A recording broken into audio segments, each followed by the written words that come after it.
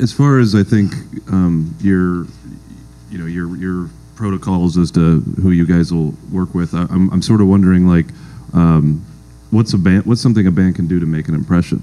I didn't hear anybody talk about that. Like, I mean, for me, like, if I get a record in the mail, you know, from somebody who isn't working with a PR firm, to me, like, getting, you know, a big ridiculous package with, like, you know, confetti in it and stuff like that, like, that's obviously going to make more of an impression on me than just like some little bootleg CDR.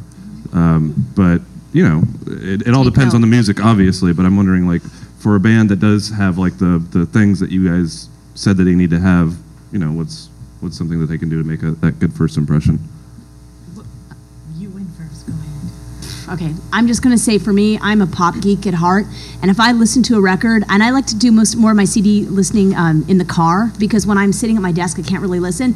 If I can't remember the melody of a song, that for me, if the music doesn't stick, it really needs to stick. If the album artwork looks super, you know, ghetto and crapo, you know, that's going to turn me off immediately. Or if they send me a poorly written, you know, hey, Wendy, we'd really like to work with you, and everything's grammatically misspelled, that's going to turn me off a little. But really, ultimately, for me, it comes down to the music. And because I'm a pop nerd, I want to hear something that's going to resonate, that I can remember. That's for me. Yep. I would also say, in addition to that, like you said, you know, a fun package with confetti might be more appealing to you. For me, for submission, being slightly flippant. I want it. I know. I want the less appealing the package. I think the more times someone puts, like, putting it into a silver lame envelope and making it look pretty, takes away from the most important thing. I've gotten some of my favorite bands burned on a CDR with a note inside that said, "Hey." That was it. So I don't think that means anything. I think it's more the touchstones. If someone sends me a package and says, I am a big fan of these 5 bands that you work with, and I think we fit in with what you do, that would be the most appealing to me. Or I got referred to you by somebody that thinks I'm going to like you. Because again, we have a niche. People know what we tend to do at my company. We're a 5-person company. We're, you know, it's just huge. And for us also, there has to be sort of a quorum about what we like in order to take it in. At least 3 of us have to say yes. So doing your homework. Like, doing your homework. Don't send me a LeMay package and be like, type out a 14-page letter of why you're the best new band. Just send me your music and make sure it's going to fit into what I do. Because if you're going to send me a record that's absolutely out of my realm, there's no chance. And I do get those. So. Yeah. I mean, if there's a story to go along with it, that always tends to make things a little bit more intriguing, because then I know that I'll have something to work with, and it's not just, you know, a group of kids who got together. And, you know, while that's a great thing and everything, for me as a publicist, I'm trying to get through to writers like you guys, so I want to make sure that I have a good story to tell you as well, to make it more intriguing to you. But for me, really, it all boils down to the music. And if I listen to an album and if it all sounds exactly the same, and if I'm bored after the first song, then of course I'm going to pass on it. Or if it's a little bit too Cookie Monster, you know, screamo for me, then I'll pass on it, because that's just not really my world. But yeah, it's really all about the music for me. I have a question for 3 of you. Obviously, you know, I'm sure you all get a lot of submissions from people who want to work with you. How often do you maybe, you know, see a band that you would want to work with and kind of sort of proactively seek out, or just, if that ever happens? Yeah, I've done that before. I mean, I read the music news websites pretty much every single day. So if I see that a band I really like is coming out with a new record, then I'll do some investigating, and I'll see if they already have representation. If they don't, then I'll pursue it by going either through the record company or through the manager. That's actually how I wound up getting Silverchair. But if I'm ever out to see another client and there's another band on the bill that I really like, and if they match the criteria that, you know, with a label deal or anything like that, then I'll approach the manager, I'll approach the band directly and say, hey, if you guys don't have anybody, I'd love for you to consider me, and then just kind of start that conversation going. But yeah, I've done that a lot.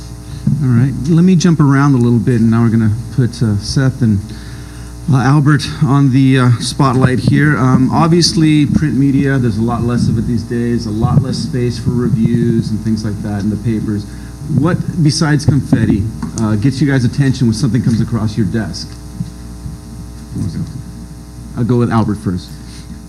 Kind of like what Amanda was saying, I think a big important factor for choosing what to write about, and I bet Seth would probably feel the same way, is, if a band is interesting, if they have an interesting story, if they are interesting characters.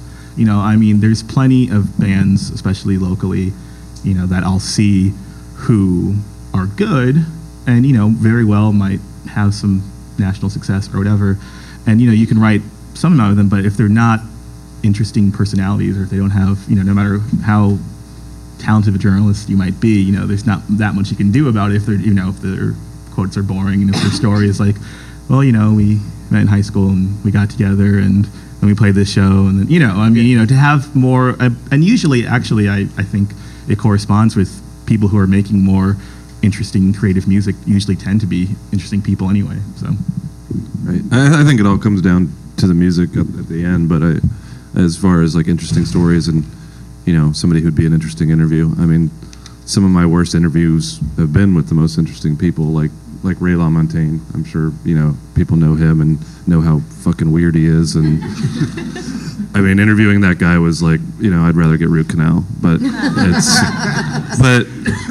has an interesting story, and his story is, at the end, is, his music and how, weird he is. And that makes for an interesting story. But as far as like, I was kind of going into something like I said, if you're like a band who doesn't have the privilege of working with these ladies, then I think there are, certain things that you can do to get, Meyer his attention, and that's, to me, like I get like, dozens of CDs a day, and one of the things that you can do is just kind of sort of separate yourself from the pack. Get your writer friend to like write up your bio, or write it yourself if you have the wherewithal. Just be unique, be different, and not just musically, because everybody's music is unique and different. But make your when you send me your stuff, just don't be so dismissive about it. Don't just send a CDR. Send some other stuff. I guess, I don't know, whatever. Send candy. Whatever the fuck you want. As a writer myself, I have to throw in that if you're going to send stuff, make sure you send everything, like your phone number, your email address, things like. You'd be surprised how many people forget to include that in their packages. Yeah. And yeah. Don't not just a note that says hey. Yeah, because you can't track somebody down, and a lot of times when you're on deadline, you got to do something real quick. That could be the difference between getting in the paper and not. Yeah, Bart's absolutely right. He's very, very good at saying the things that I want to say, but a lot better.